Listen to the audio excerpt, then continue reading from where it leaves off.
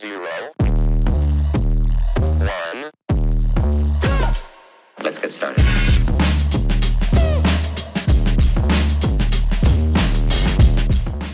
Hi, welcome back to the Reinvention Room. I'm Mel, and I am so happy that you're here. I want to get right into it. Today, I want to talk about a voice. It's not someone else's voice, it's your own. The one that shows up the moment you've decided you're going to do something different. The one that whispers, "Who do you think you are? You're probably going to fail. You're too old. You're too late. Someone else is doing it better." That's a good one. And it's amazing how that voice can be completely silent for weeks, even years. But the minute that you decide to change your life, suddenly it has a whole lot to say, honey. Have you noticed that? Yeah, right? I know. Me too. You can spend years in a comfortable place, staying stuck, settling for less than you deserve, and that voice barely says a word. But the second you decide to grow, the second that you decide to take a risk, the second you decide to believe there's something more waiting for you,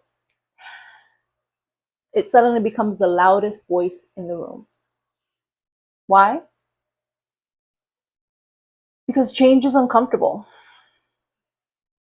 Reinvention is uncomfortable. If it was not, then everybody would be doing it, right?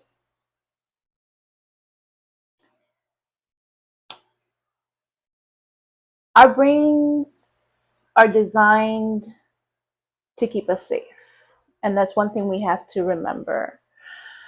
Safe means familiar, even if the familiar doesn't make us happy, right? It's safe, even if we're stuck.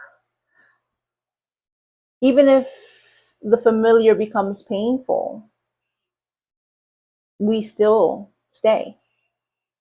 How many people stay in jobs they hate? Think about that. Relationships they've outgrown, dreams they've buried, not because they want to, but because the unknown feels scarier than the familiar. That voice convinces us that staying in the same place is somehow safer. But is it really? Is it really safer? Because there's another question we don't ask ourselves often enough.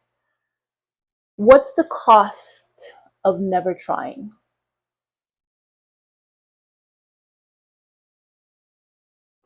What's the cost of letting fear make every important decision in your life?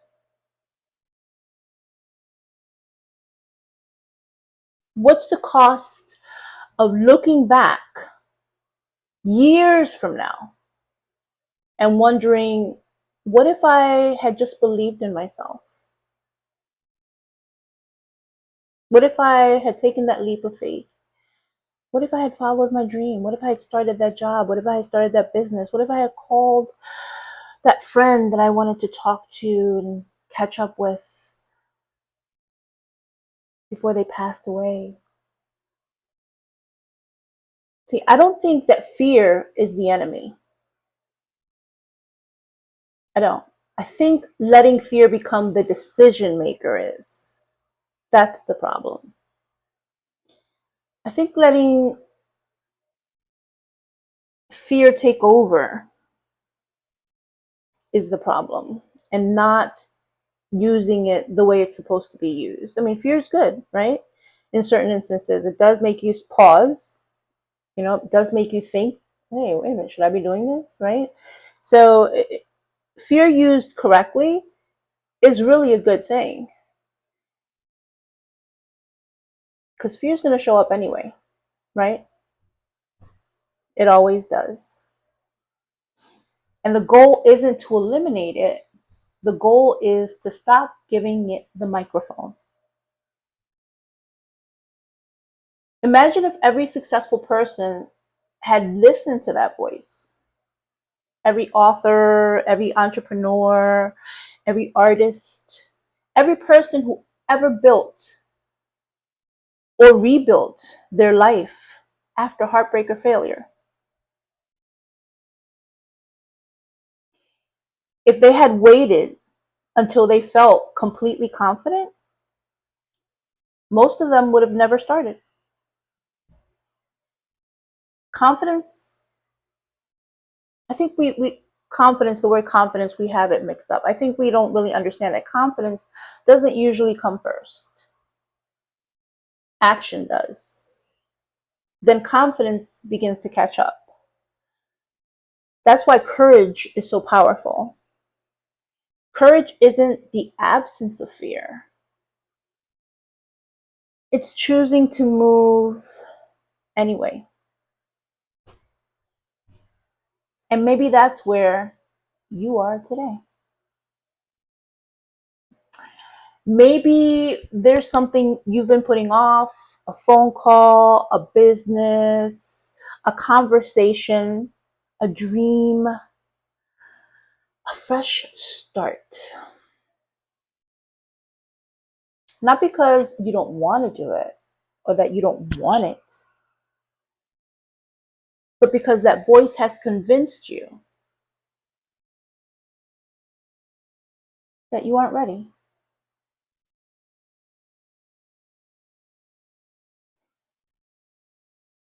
Can I gently challenge that thought?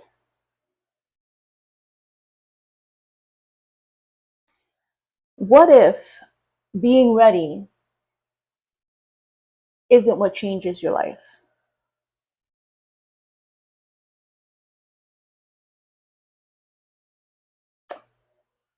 What if deciding does?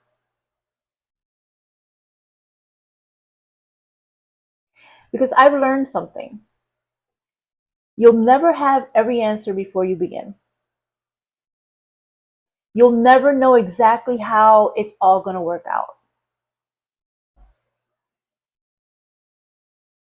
Life doesn't hand us certainty, it hands us opportunities. And we get to decide. We get to decide whether fear or faith is going to answer the door. If fear disappeared for just one day, what would you do? Think about that. What would you do if you didn't fear anything, or doing that thing that you wanted to do? What would you do? Who would you call? What would you apply for? What dream would you finally admit you've been carrying? Now here's the beautiful part. You don't actually have to wait for fear to disappear. You just have to stop waiting for its permission.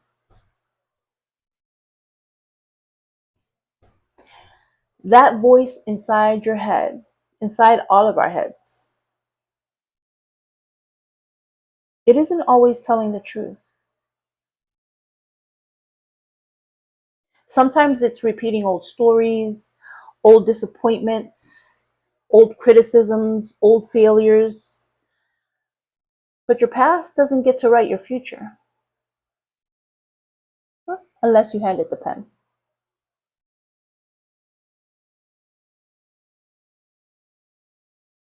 I say maybe it's time to write a different story. Maybe it's time to stop introducing yourself as the person you've always been and start becoming the person you've always had the potential to be. One decision, one step, one brave moment at a time. Thank you so much for spending this time with me today. If this episode spoke to you, I hope you'll share it with someone who needs a reminder that fear does not get the final word. And until next time, keep reinventing, keep believing that it's never too late to become who you were created to be, and fall in love with your life. Fall in love with it. I'll see you next time in the Reinvention Room.